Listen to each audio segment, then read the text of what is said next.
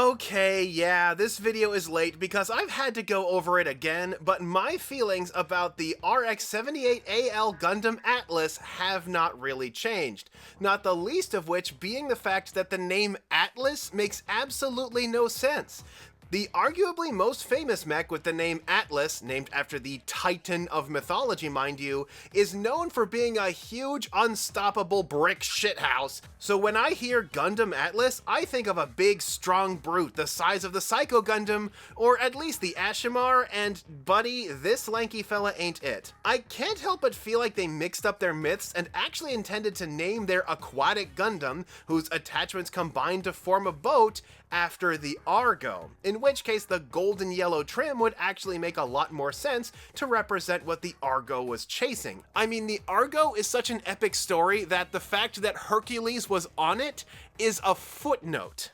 That said, this Gundam still has a ton of problems with its design, foremost being it still doesn't really look like an aquatic suit, neither in color scheme nor in form, and no, I don't think the Santa sled feature made from its back-mounted portable skis and the dumbest shield ever made qualifies for that. Ho ho ho! I'm here to deliver presents to all the bad little Zeon boys and girls! Oh my god, it's Santa! Oh! And I gotta say, the OVA version wrecked what little design consistency the manga version had due to the odd mixing of rounded and rectangular shapes. I mean, if you look specifically at the hips, you can see how in the original version that there are actually some pretty nice and subtle curves to the design, and those are just gone, I assume for the sake of easier animation.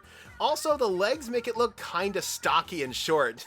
This isn't the Gundam Atlas, it's the Gundam Five-Foot-Ten.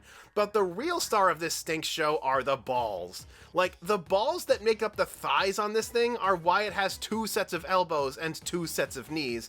Also, never look at the suit from behind because that's when the real Cubics robots for everyone look really takes hold.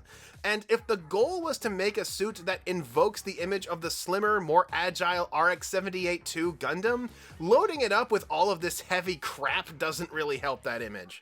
In theory, these ball joints are what makes the Atlas an underwater suit, as they look like the balls on Zeon's aquatic suits. First of all, no, they really don't. The Akkai and Zgok have sort of bony-looking joints, and while the Gog does have the ball joints, it's for those big, articulated arms designed to drag you into the water by your ankle. The manga uses these slightly more, but with how they look in the anime adaptation, that connection has been completely severed. And all 3 of those suits have other features that make them look more aquatic. The Gun Cannon Aqua is a more convincing underwater suit than this, and it was technically a retrofit. By the way, spheres do not have good hydrodynamics, just ask a pufferfish, which is the same color as the Atlas. What?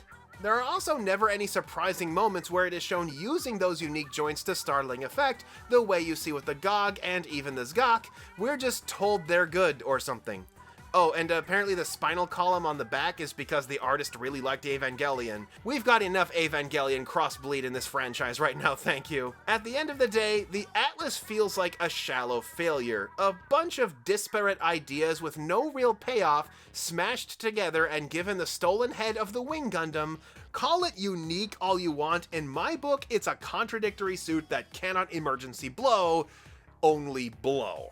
F for farce or for fugu, take your pick.